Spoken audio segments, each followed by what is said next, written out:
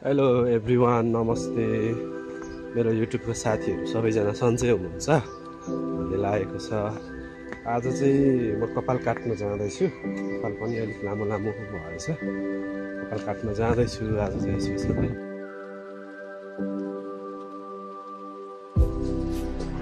कस्तो दामी घाम लागेको छ, हरियाली हरियाली छाएको छ।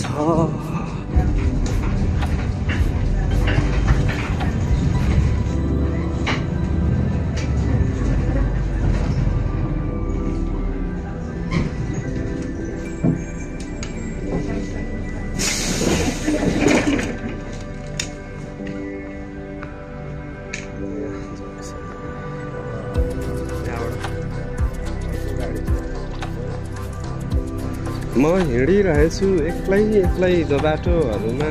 तिमी मलाई पछ्याउँछौ भने आऊ मेरो चौबाटो।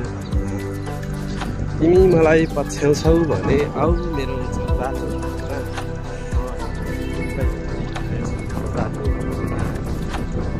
वाह क्या सीन है,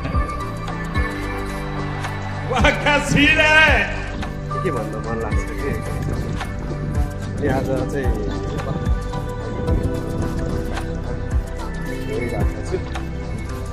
अनि खासै त अरू मलाई भिडियो त बनाउन आउँदैन।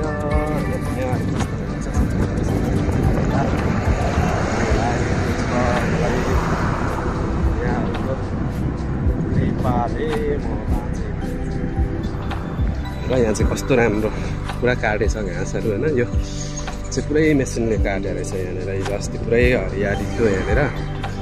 यो त खै के लेख्यो अब बुझ्नै बुझिँदैन। यहाँको भाषाबाट लेखेको रहेछ। अहिले चाहिँ अब म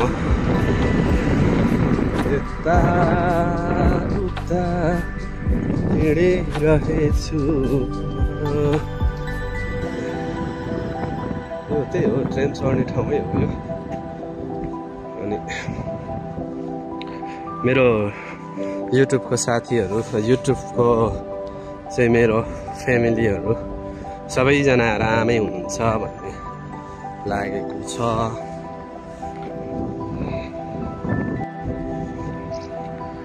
म चाहिँ हिँड्दै आज यहाँ आइपुगेको छु। यहाँनिर ठ्याक्कै यो 3टा टाउकोको स्ट्याचु यहाँनिर छ। अनि यो दिदीलाई, यो चाहिँ दिदीको लागि भिडियो हो कि खासमा चाहिँ यो कुन चाहिँ हो त भेना दिदी भन्नु त। यो हो कि यो बिचको हो कि यो छेउको हो भन्नु त। अब म त हिँड्दा यहाँ आइपुगेँ कि दिदी। अब यो भाषा लेखेको त कुरा नगरौँ। कुन चाहिँ हो भेना, यो बिचको हो कि अनि यो उतातिर तपाईँलाई हेरे जस्तो गर्ने चाहिँ हो कि यो यता यो दाहिनेपट्टिको हो कि यताको यो अग्लो हो दिदी भन्नु त। कुन चाहिँ हो भेना? अब 3जना छन् यार, म त छुट्याउनै सकिनँ है। लु कमेन्ट गरेर भन्नु है दिदी। आज चाहिँ म घुम्दा यहाँ आइपुगेको थिएँ। अनि त्यही भएर दिदीको लागि यो कुन चाहिँ हो भेनाहरू भनेर यहाँ कन्फ्युज भएँ म। कि तिनैजना हुन् भेनाहरू भन्नु होला है।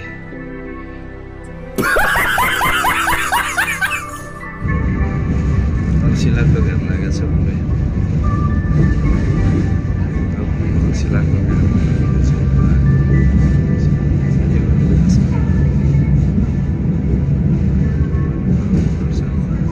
गाडीभित्र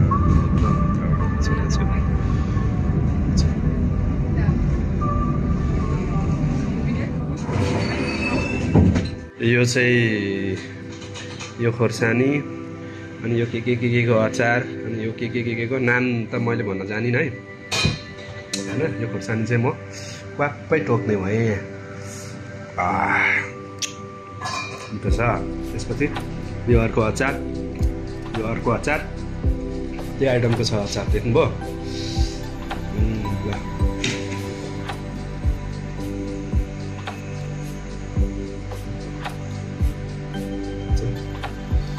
अनि हामीले यो दुई खालको थोरै र धेरै हामी यति पिउँछौँ, त्यो पनि 3% वाला मात्रै। अनि कागती पनि छ यहाँनिर।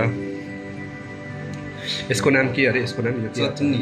यो चटनी हो। नुन र खुर्सानी र लसुनको चटनी। यो नुन र खुर्सानी र यो ओरिजिनल घरबाट टोकनीमा पिसेर यो भयो, यो त्यही भइहाल्यो।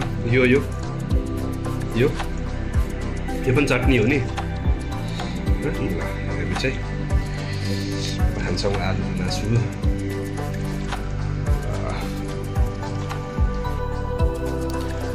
साथीहरू, खासमा चाहिँ आज म कपाल लामो भयो भनेर कपाल काट्नको लागि चाहिँ रुमबाट निस्केको थिएँ। अनि कपाल पनि काटिएन। अब भनेर सरोजले फोन गर्यो। अनि सरोजले फोन गरेपछि गयो भनेर हामी सरोजसँग भेट गयो। अनि म सरोजको रुममा गएँ। सरोजको रुममा गइसकेपछि हामीले के बनाएर खायौँ पियौँ होइन। अनि त्यसपछि चाहिँ म बाहिर निस्केँ। सरोज रुममै हुनुहुन्छ। अहिले चाहिँ म रुम जाँदैछु। अब कपाल चाहिँ अर्को हप्ता मात्रै कपाल काट्ने भनेर म चाहिँ अहिले रुम फर्किँदैछु बाटोमा साथीहरू। आजको यो ब्लग चाहिँ यति नै होला। अब एकदम छोटो ब्लग बनाउन खोजिरहेको थिएँ खासमा चाहिँ। अब मेरो युट्युब च्यानल कति साथीहरूले सब्सक्राइब गर्नु भएको छैन भने प्लिज सब्सक्राइब गरिदिनु होला। अनि फुल वाच गरिदिनु होला। नयाँ सब्सक्राइबर साथीहरू हुनुहुन्छ भने एकअर्कामा सपोर्ट गर्नु होला र गरौँ। अनि मेरो भिडियोमा पनि कमेन्ट छोड्नु होला भन्दै आजको यो छोटो ब्लग यहीँ एन्ड गर्न चाहन्छु। अहिलेसम्म मेरो ब्लग हेर्नुहुने सबैलाई thank you so much. By by.